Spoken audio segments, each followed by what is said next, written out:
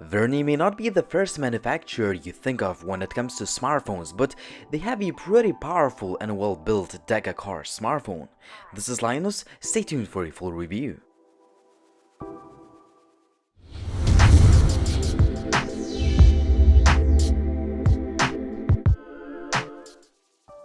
The phone comes with some paperwork, a power plug and USB cable. Once I first took the phone out of the box, my initial impressions were that the phone had a tremendous build quality that I did not expect from Vernee, to be honest. The device feels really solid, and that is thanks to the all-metal design, well, except for the top and bottom parts for antennas. The buttons feel nice too.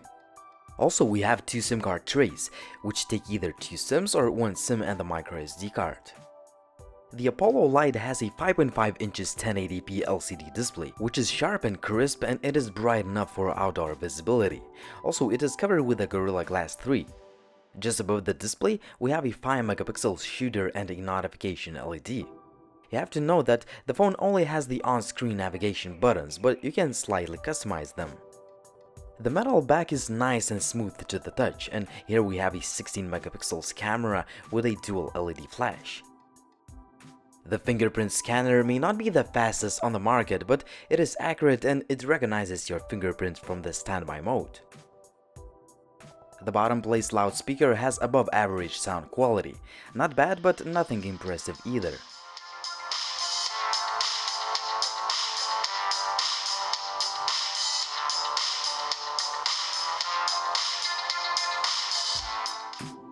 When it comes to hardware, Vernee Apollo Lite has some really good specs. It comes with a deca-car MediaTek Helio X20 chip, 4GB of RAM and 32GB of expandable storage.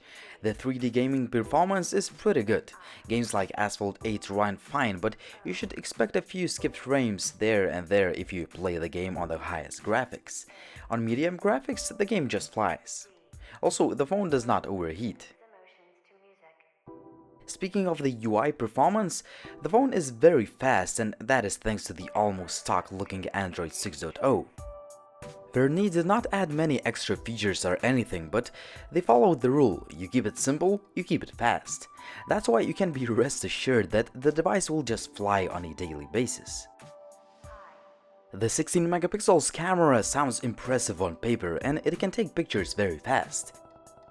The daylight images usually look good for the class, but I would love to see some more sharpness, less noise in some of the pictures. Also, the dynamic range adjustment is not always perfect. The camera really disappoints at low light. First of all, the focusing time is extremely slow. Even if you are patient enough to get that low light shot, the quality will be quite horrible. A 5-megapixel front-firing camera can take some decent looking selfies. Hey, what's up? This is Linus, and this is a video test with a Vernee Apollo Lite.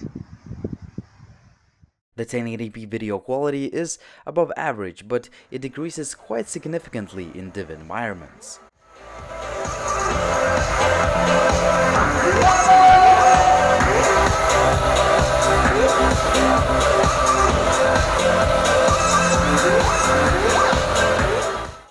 As for connectivity, I didn't have any issues with Wi-Fi, GPS, call quality, or signal reception. The phone ships with a sealed-in 3180 mAh battery, which performs great in real life. I can get around 1.5 days of a mixed use of the phone, which translates to around 5 hours of screen on time. The phone supports fast charge feature too, but it is not the fastest I've seen. I could fully charge the phone in around 1 hour and 40 minutes.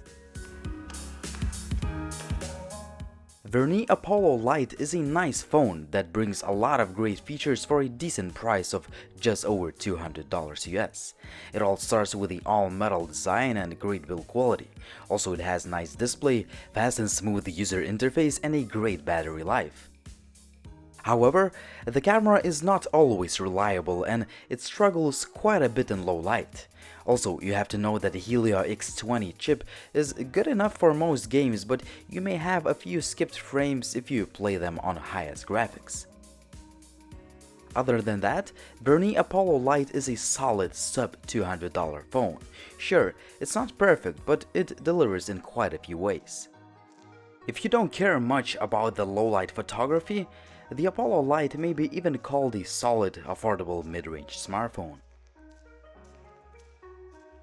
It was Linus, thanks for watching, and if you guys have any questions, please drop me a comment down below, subscribe to the channel if you haven't already, and follow TechLineHD on Facebook, Twitter, Instagram or Google+. See you in the next video soon.